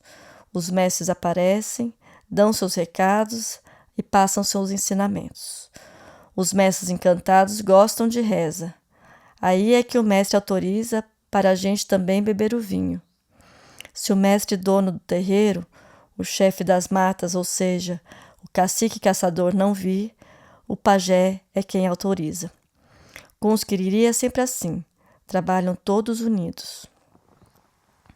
No caso do pajé não estar, é outro indígena escolhido pelos mestres encantados que assume a responsabilidade do ritual. Os trabalhos são feitos por um grupo que tem o pajé, as conselheiras, os médios e o auxiliar do pajé, que é quem vai ajudar a tirar ervas e fazer banhos. O pajé, as médios e as anciãs são as curandeiras da aldeia. Não tem pajé sem os índios, e não tem os índios sem o pajé. O pajé tem que procurar os seus guerreiros. Na aldeia não é eu, é nós. Para mim não existe, é para nós. Quando a gente faz uma palestra e só vamos 5 de nós, ao invés de uns 20, não tem aquela força, não se fala por todos. Por isso que para apresentações públicas a gente pede no mínimo 15 e no máximo 100 pessoas da aldeia. Durante a quaresma a gente não pratica o ritual da ciência e nem o toré. Nossas matas ficam fechadas em respeito ao luto do Pai Tupã. O vinho da jurema a gente usa quando necessário para a medicina, fazendo banhos para limpar e curar. Nesse tempo, os encantados também estão em um tempo fechado, então a gente tem que se virar por cá. É um período em que estão mais reservados, estão de retiro na mata. É um momento de limpeza, de não falar palavrão, de não debater uns com os outros. Não pode dançar, ficamos 40 dias sem a ciência e sem o toré.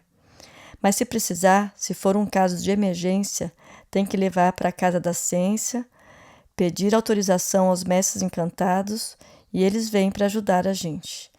As atividades voltam no sábado de Aleluia com o toré de abertura do terreiro. Todos nós indígenas somos filhos da Jurema. Todo indígena nasce da linhagem das matas. Tem povos que seguem e usam outras linhagens e outras plantas. A nossa é a da Jurema. Para todos os indígenas já nascem com uma espiritualidade da mata. O indígena e a mãe natureza é tudo junto. Se nós indígenas não preservar, quem vai? A gente preserva o tempo, o ar, os rios, as matas, pois é da mãe natureza que vem nossa força espiritual. Somos perseguidos por deixar as matas crescerem. Preservar a natureza é um bem para todos os seres humanos. Preservar as árvores ajuda todo mundo. A Jurema deu, a Jurema dá. Pisa, pisa, vamos pisar. Pisa na Jurema, no mesmo lugar. A Jurema deu, a Jurema dá. Guerreiro bom para trabalhar. A ciência do paú. O paú é feito da raiz da Jurema, não serve nenhuma outra raiz. Com o próprio paú, só passa mal quando se vai benzer alguém. Acontece da pessoa que está benzendo sentir aquela moleza no corpo porque descobriu o que a outra pessoa tem. Na ciência se faz esse ritual para limpeza corporal. Cada um tem o seu paú, não pode pegar emprestado. Cada paú tem seu nome e um significado para você. Por isso não se empresta paú. Se for pegar o de outra pessoa, tem que pedir licença para o dono do paú, que não é a pessoa, mas o encantado. Também temos que ter esse respeito com o paú, porque senão pode acontecer alguma coisa ruim, passar mal. O que vai no paú é o buzê, que é o tabaco, fumo de corda. Também pode acrescentar palha de alho, resina de amescla e jatobá, alecrim, pó da Jurema, capim caboclo. Tudo isso dá cheiro e um aroma a mais. Do paú sai a fumaça benta, que fecha o corpo e o espírito e espanta a coisa ruim. Quando a criança está com barriga inchada, passa o paú fazendo uma cruz. O paú na ciência está em tudo também. Ele abre e fecha. Tem gente que não fuma, mas tem no aió. Quando tem uma precisão, tem que usar. Pelo fato do paú ser uma proteção para nós, fica no aió, uma capanga feita de crochê, um matulão. Os textos desse capítulo são transcrições de entrevistas realizadas pelo professor Bruno Dutra. Fala de Roseni. Olá, Carupurã, Pamaupé, Texeriuquero, Auetecatu. Meu nome é Monaci, na língua materna, né, na língua indígena, popular Roseni, mas me chama de Rose. Sou uma das conselheiras aqui da comunidade, né, fiz parte aqui na conquista aqui dessa terra, para nós formar nossa aldeia, né. Sou uma pessoa muito importante aqui na comunidade. Sou médio da Casa da Ciência, né? Sou responsável pela mesa da Casa da Ciência. Eu sou uma das participantes de lá. Sou professora indígena de língua materna aqui da minha aldeia, né? Sou formada em História. E a minha trajetória é muito... Eu vou resumir em poucas palavras, porque se eu for contar aqui é muita coisa, né? Então, a minha trajetória de vida é muito sofrida, né? Até aqui. Fui filha criada sem pai, né? Tive que batalhar para sobreviver na vida.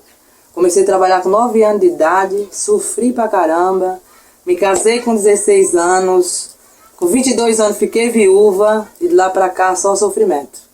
Só sofrimento, mas a minha luta, a minha disposição, a minha garra de sobreviver, né, de ir pra frente, eu nunca desisti. Então, a minha trajetória de vida que eu tenho para contar para vocês é muito triste, então não é melhor nem contar, né? Tenho 4 filhos, todos eles casados, né? Tenho meus netos, tenho 5 netos, graças a Deus.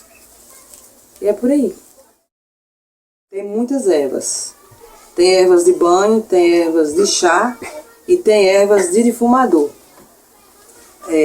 Até hoje, eu vou no chá para depois eu ir para os médicos, né? Para os homens brancos lá, né?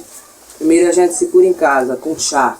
Para gripe tem um chá do capim-santo, da vacideira, erva doce, né? Que a gente faz o chá, a gente faz o melado com mel, limão e cebola.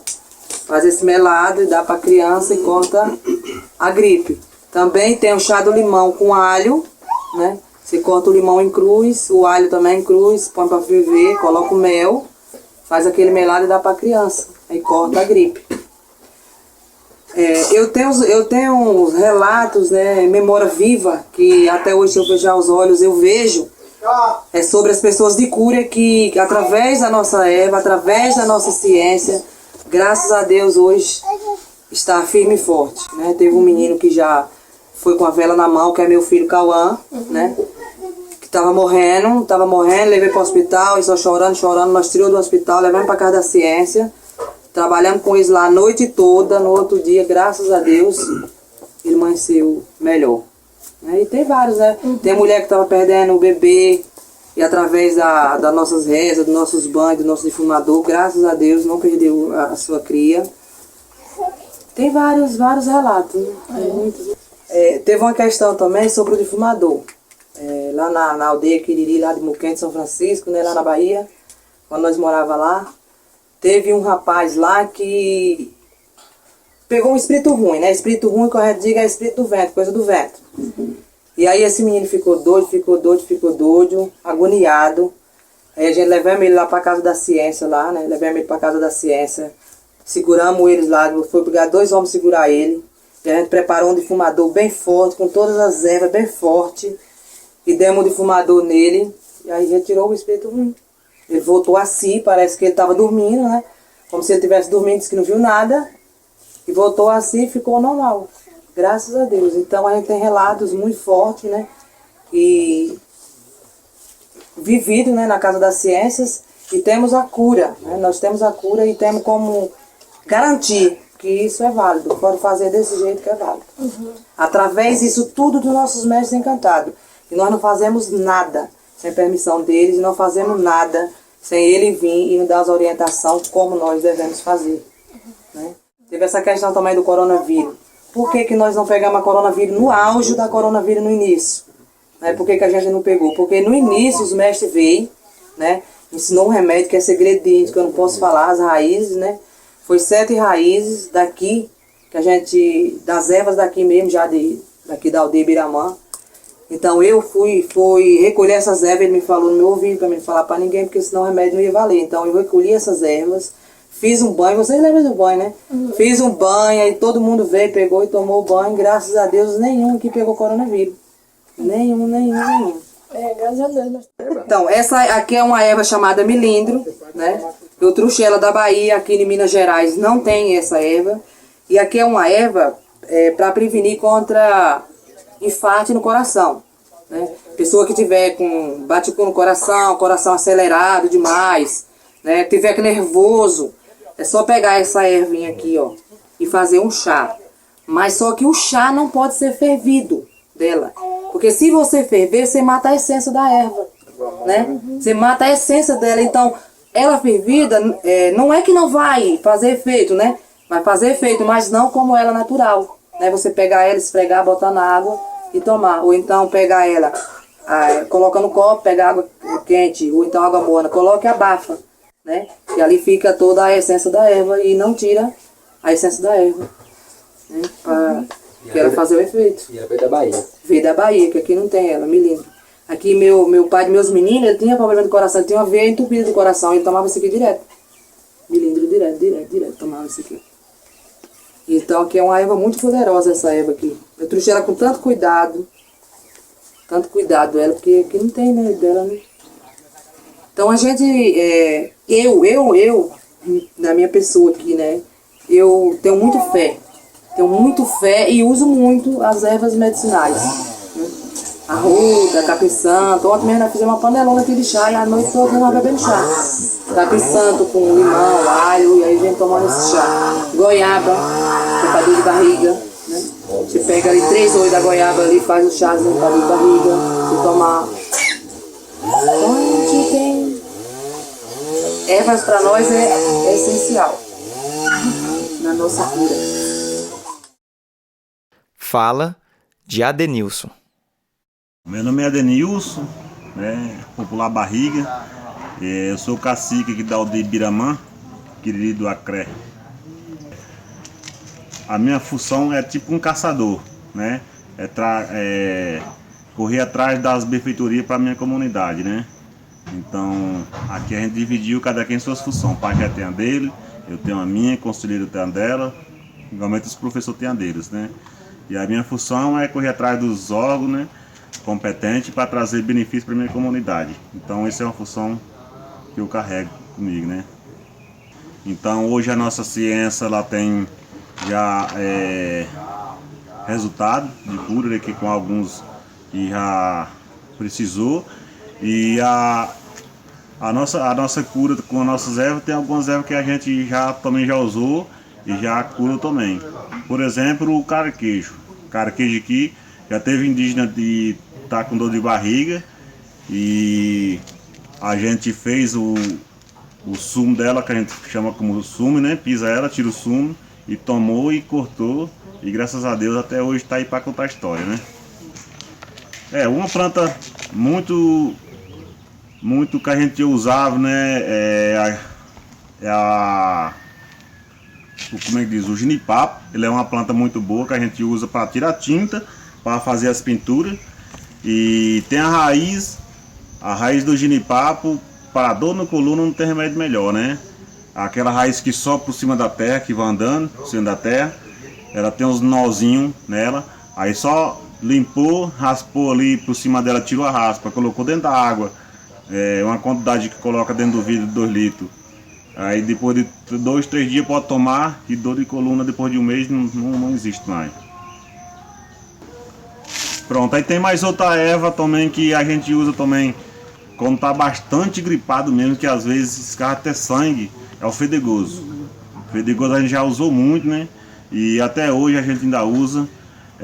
Pega 3 pezinhos de fedegoso, arranca ele, tira a casca da raiz, só da raiz, coloca dentro do copo de 200 ml, americano, aí completa com cachaça, né, para completar os 200 ml, aí põe fogo. Aí depois que põe o fogo, que ele queima todinho o álcool, aí bafa, quando tiver frio, aí você vai gagolejando e engolindo. No outro dia, se tiver febre ou o que for, tá tudo ok por dentro da garganta, fica tudo bom. Então esse é um santo remédio também que a gente usa demais aqui na nossa comunidade. Igualmente do arruda.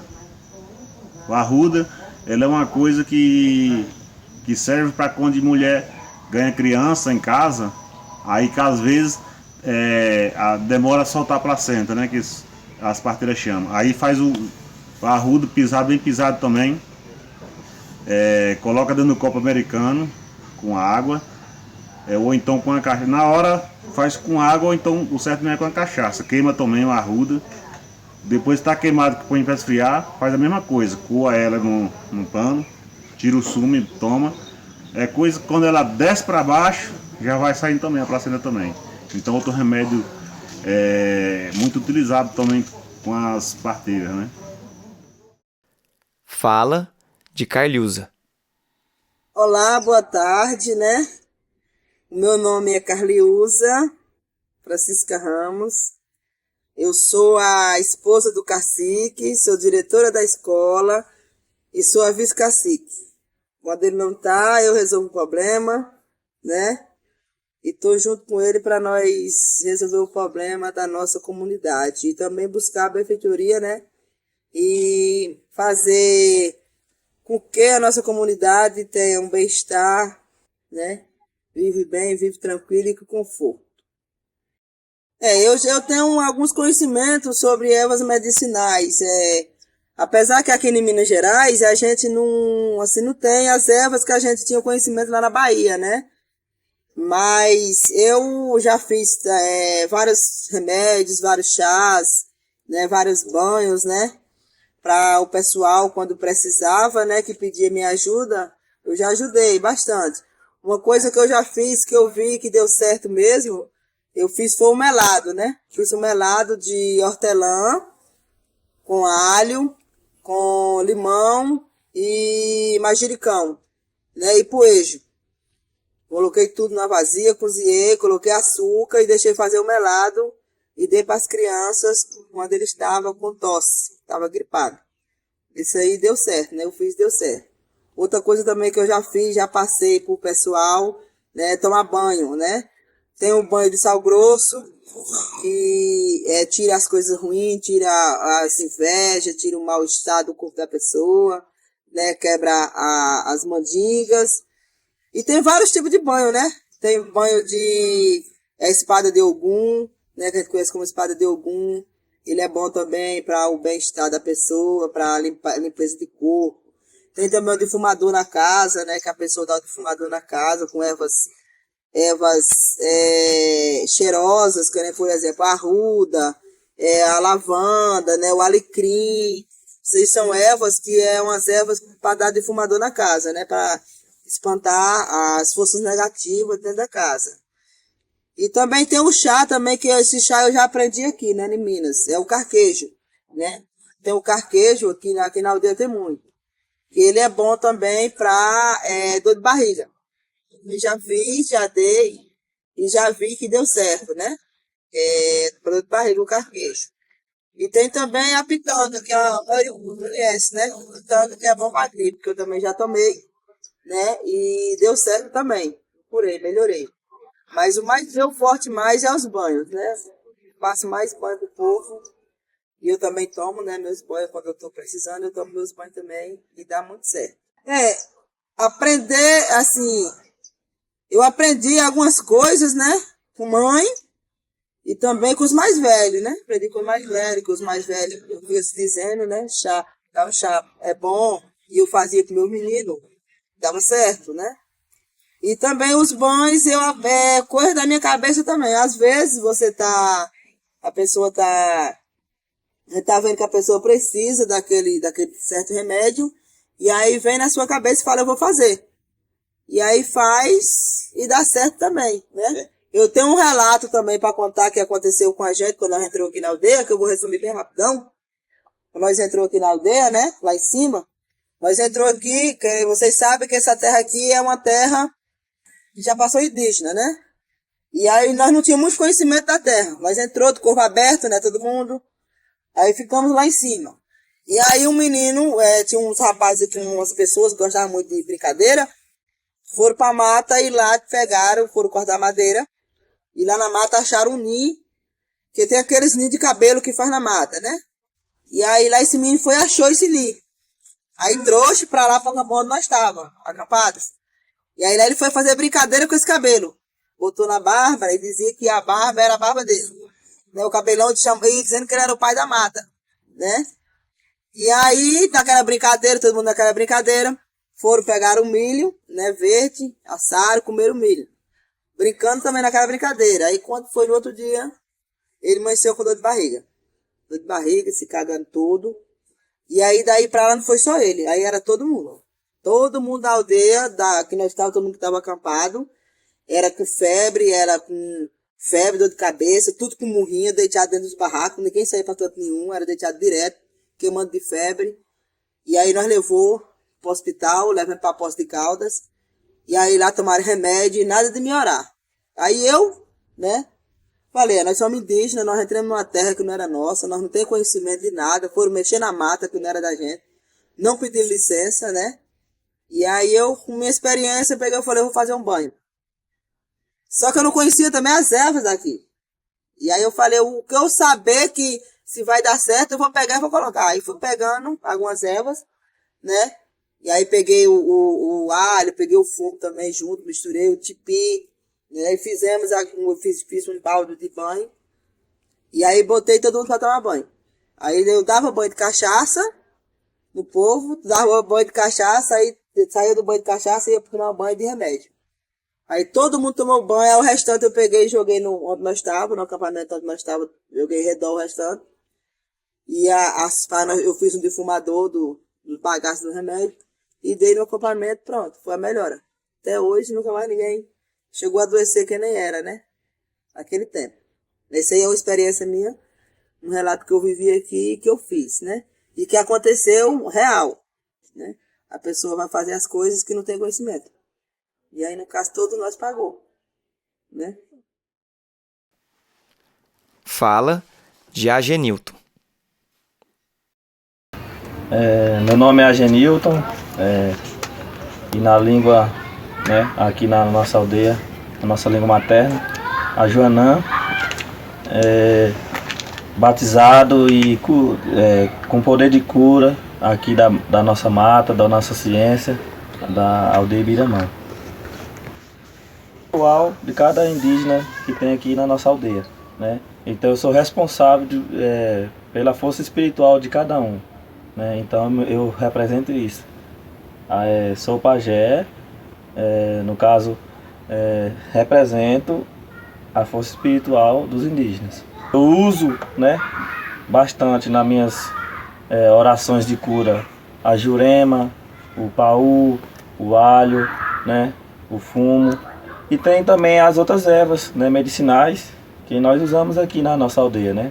Quando eu era menino, eu aprendi isso, né. Aprendi com um indígena, primo meu, lá na outra aldeia que eu morava. Eu passava pelos momentos difíceis, né. Aí ele chegou em mim e conversou comigo. Eu tô vendo que você tá meio triste assim e tá precisando de ajuda. Falei com ele, eu tô precisando de ajuda. Ele perguntou se eu queria a ajuda dele. No tempo ele era um bêbado, né? Ele bebia, gostava de beber as pingas dele. Aí ele me ofereceu ajuda e falou comigo, começou, abriu minha mente. E depois disso ele passou para mim tomar uns banhos, né? Que era o olho da jurema, 3 olhos da jurema, o alho e o fumo, né? E abre os caminhos, né? O sal grosso. Aí foi nisso que eu tomei um banho por 3 dias e melhorei, graças a Deus. Meu pensamento foi afirmando cada vez mais. E nisso aí veio a minha função, né? Abriu a minha cabeça, abriu minha mente para ser o que sou hoje, ser o pajé, né? Não pude ser lá na outra aldeia, mas posso ser hoje aqui, e hoje eu sou o pajé aqui dessa aldeia, da aldeia Ibiramã, Quiriri do Acré. Na verdade tem até a minha responsabilidade que eu tenho hoje, que eu fui o meu batizado aqui nas matas, né? Foi um retiro muito importante, né? Para mim, para minha vida, que abriu mais meus caminhos e deu essa profissão de pajé mesmo. Eu posso falar, eu sou pajé com muita responsabilidade, muito poder de cura, né? Que a Joanã significa isso, ter força de cura, de proteção, né? E ter muita sabedoria das matas, né? Eu passei 7 dias nas matas com 7 homens, né? Nesse tempo foi 7 homens, comendo só frutas e caça do mato, né? Lá onde eu fiquei só deitado, orando, rezando todo dia, 3 vezes ao dia, rezando quando podia ficar deitado, ficava lá concentrado, pedindo proteção, pedindo força a nossos mestres encantados, né? E lá veio o nome, a Joanã. Eu estava deitado no dia que eu ia sair, no caso do retiro, no 7º dia que eu ia sair. Aí eu estava deitado lá e veio o nome na minha cabeça, né? Chamei os meninos que estavam comigo lá, os 7 homens, e falei com eles, ó, acabei de receber aqui o nome, que vai ser batizado, né? Que eu vou ser batizado nesse nome. Então, à noite, né, ver que era para me sair, ver a confirmação. E foi um momento muito importante, muito bonito. Todos da aldeia que pôde estar lá presente, dando aquela força, dando aquele incentivo para mim. Até o momento não tinha visto ninguém ainda, estava coberto por cima com as coisas lá, folhas, a esteira, né? E foi muito importante esse dia para mim. Esse é um relato que eu posso afirmar para vocês, né? E que aconteceu comigo. Isso foi um poder de cura. Hoje eu tenho bastante conhecimento, já vi bastante visões, avisos, alertas, né? Quando eu posso avisar, chego na pessoa e aviso, né? E isso foi a importância de fazer esse retiro, de aprimorar a minha cabeça, afirmar a minha cabeça no que eu sou hoje. O pajé, a Joanã, da aldeia Ibiramã, querido do Acré. Fala de Dona Alzira. Estou aqui, me chamo Alzira, né? Estou aqui anciã da aldeia Querido, Rio Verde. E estou aqui para contar a minha história, né? O que aconteceu. Já cuidei de muita gente, né? E principalmente um aqui dentro da aldeia, né? Do rapaz que uma cobra pegou. E eu cuidei dele, né? Disseram, quando o menino, a cobra mordeu, levou para o hospital. Digo, primeiro passar por minha mão, primeiro para poder levar para o hospital. Aí levou. Digo assim mesmo, eu vou lá no hospital. Chegou, não vai não, que o doutor não deixa entrar. Eu falei, deixa. Chegou lá, o doutor muito bom, quase pegou nos braços e botou lá dentro, né? Aí eu fiz minha obrigação lá, do menino. Mesma da hora o menino já disse, eu tô, minha tia, que é um sobrinho meu, né? Tô mais, e ó. Aí deixei ele lá, né? Fiz a obrigação lá e deixei ele lá. Aí disseram, eu vou levar para o hospital, dona Alzira, para tomar soro, lá para Poços. Eu digo, leva, mas que o menino tá curado. Aí levou. Demorou uns 5 dias. Uns 5 dias lá no hospital, depois trouxeram. Eu trouxe para dentro de casa, né? E eu me fiz minha obrigação. Fiz, né? Tem aquilo que come, né? Que se chama, né? Essa fruta se chama xixá. Aqui, ó, a gente, quando a cobra morde, a gente, né, descasca e come. E fiz também desse daqui, fiz lá na obrigação, né, que ela tem um óleo. Esse óleo do caju, aqui é a fruta do caju. A gente corta ela e passa em riba do corte. Aí aquele óleo chupa tudinho, como é que diga? Chupa tudinho no veneno, né? O veneno. Lembra da hora que eu cheguei lá no hospital, que eu cortei essa castanha, passei nele. Aí ele disse, tá melhorando, tia. Aí o veneno foi descendo. Né? Aí eu fiz a obrigação. Outra obrigação que eu não posso dizer, outro segredo, que isso aí não digo. Fiz também lá na hora. Aí o doutor me agradeceu muito, né? Me deu licença, abriram tudo fora e deixou eu fazer meu trabalho da medicina. Né? Porque eu também fui mordido de cobra, quem me curou foi meu pai, então eu estou curada e já curei um sobrinho, né? E Deus não deixa morder mais alguém não, porque não é bom a mordida de cobra. Mas, primeiramente, Deus. Então, esse remédio a senhora aprendeu com seus antepassados, seus pais? Com meu pai. Meu pai me curou e eu agora já curei um sobrinho. Né? Aprovado. Meu pai fazia, eu muito curiosa, né? Ficava de um lado, prestando atenção. Tinha umas coisas que ele fazia. Eu falei, pai, eu quero isso aí. Ele não... Você é muito curiosa, Alzira, fica quieta. Aí eu ficava quieta, né? Mas ficava na minha cabeça. Aí eu fui aprendendo, né? Aí, né? Aprendi tudo. Sei da ciência. Né? Quando é para chegar gente aqui na aldeia ou mulher, eu sei tudinho. Estou na ciência, do meu pai. Né? Minha mãe ensinou a reza e meu pai ensinou dos trabalhos dele, da medicina dele e da ciência dele. Do saber dele eu fiquei sabendo. E por que a senhora é responsável por ensinar as ervas medicinais para as pessoas? É porque eu sou a mais velha, né? Tenho mais né? Conhecimento. Né? Ter mais saber. Aí agora, né? Já estou ensinando para uns também, né? Quando eu partir desse um para o outro ficar, né? Assim, aprendendo o meu trabalho que eu faço.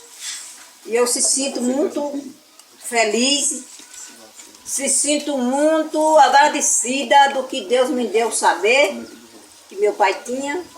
Né? Ele não deixou para mim, mas eu ficava junto dele, ele fazendo, e eu fiquei prestando atenção e aprendi. Né? Então estou aqui hoje. Né? E qual foi a facilidade ou a dificuldade que a senhora achou quando a senhora chegou aqui em Minas Gerais para encontrar as ervas medicinais? Aqui agora não tem. Não tem. A medicina que tem de lá só tem de horta. De planta da mata, da serra, não tem. Eu tenho muito remédio, né? Buscado na serra. Que nem aqui, ó, o xixá. O xixá, ele é em riba da serra. A gente tira ele. Eu vou até plantar aqui, porque aqui não tem, né? Mas no tempo da engenhada morre, né? Se precisar, né? Das garrafadas que eu faço. Já fui parteira, já peguei muito menino, já cortei bico de muito menino. Né? E eu quero que aqui tem menino aqui, eu pego para ficar de prova aqui, né? Aqui de Minas Gerais. Porque lá eu cortei bico de um bocado. Né? Estou agradecida dessa idade que eu estou. Vou fazer 70 anos, de 17 de fevereiro. E eu dou muito obrigada a Deus essa idade que eu estou. Muito obrigado mesmo. E é isso aí. Eu vou contar do início da cobra, né? Que a cobra mordeu. Tá. Eu fui beber água numa casa, a casa nossa era a casinha de tarde. Ela estava feita judia no meio da casa. Eu pisei nela, cobra coral. Aí eu falei, mãe, um caranguejo me mordeu. Ela falou, não, minha filha, foi uma cobra. Eu falei, cobra não, foi um caranguejo, que ela era no meio da cabeça. Aí nessa hora a cobra seguiu. Tá de prova, quando a cobra mordeu isso aí, ele foi se montar debaixo da cama. Debaixo da cama, porque ela fica debaixo da cama, faz sentinela. Aí ela correu e ficou debaixo da minha cama. Feito um dia. Aí meu pai estava longe, aí minha mãe mandou o menino ir atrás dele. Ele chegou lá, ele já trouxe lá batata tiu, cabeça de negro, é batata tiu. E quando o tiu quer brigar com a cobra, ele vai primeiro caçar batata. Aí ele dá mordida na batata, dá na cobra, dá na batata, dá na cobra. Aí mata a cobra, né? Come.